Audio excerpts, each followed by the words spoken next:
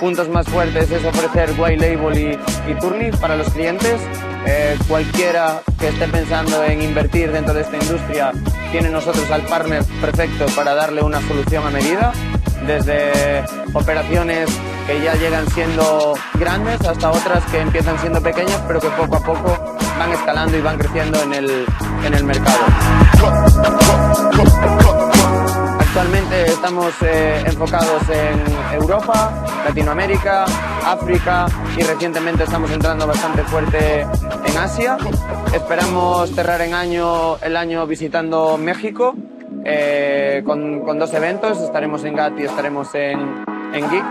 Y será un buen año para Gaming Tech. Creo que para que todo el mundo lo conozca y empezar 2025 con nuevos proyectos, nuevos retos.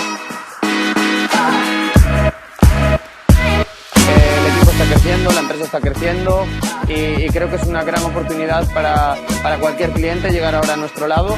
Somos un equipo que nuestro mayor valor es el soporte y la calidad humana. Ahí es donde somos más fuertes que nuestra competencia.